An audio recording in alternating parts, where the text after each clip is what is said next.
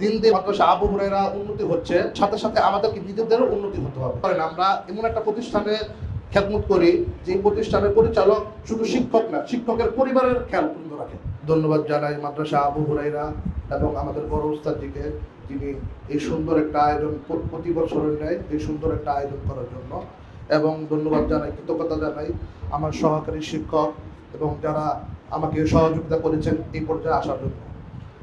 মাদ্রাসা আবু হুরায়রা একটা অনেক সুন্দর একটা প্রতিষ্ঠান, অনেক ভালো একটা প্রতিষ্ঠান এবং নিজেকে আসলে অনেক অনেক দিন থেকে এখানে সাথে সম্পৃক্ত আছি। সে বিদায় দিন দিন যতই দিন যাচ্ছে মাদ্রাসা আবু হুরায়রা থাকা অবস্থায় নিজেকে অনেক গর্বিত মনে হচ্ছে। বাংলাদেশের অনেক জায়গায় অনেক বন্ধু বান্ধব আছে, অনেক প্রবীণ শিক্ষকরা আছে যারা বড় বড় মাদ্রাসায় আছেন।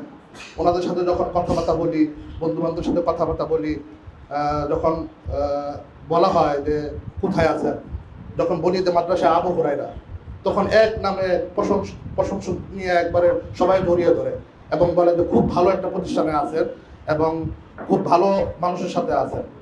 যখন আমাদের বড় উস্তাদের নাম বলা হয় এক বাক্যে সবাই চিনে যায়।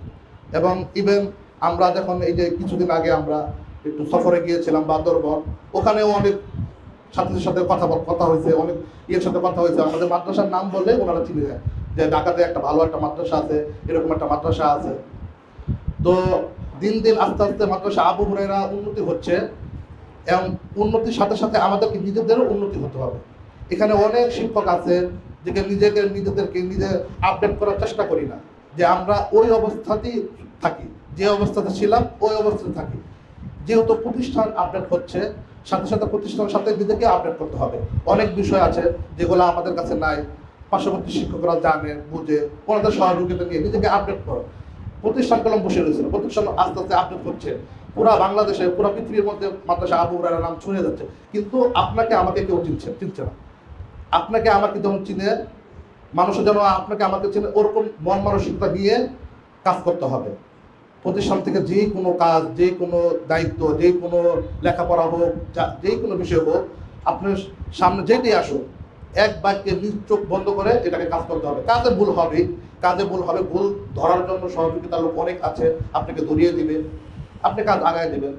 আমাদের বাসেরপুর শাখা আলহামদুলিল্লাহ মোটামুটি ভাবে আমরা যে অবস্থাতে আছি এই অবস্থা থেকে আরো সামনে আগা যাচ্ছে। এই জন্য আমি আমার অন্তঃস্থ থেকে আমাদের আবু সাইদ মুস্তাফিকে ধন্যবাদ জানাই, আমাদের ওই হেফজখানার দায়িত্বশীল ফাহিম মুস্তাফিকে ধন্যবাদ জানাই।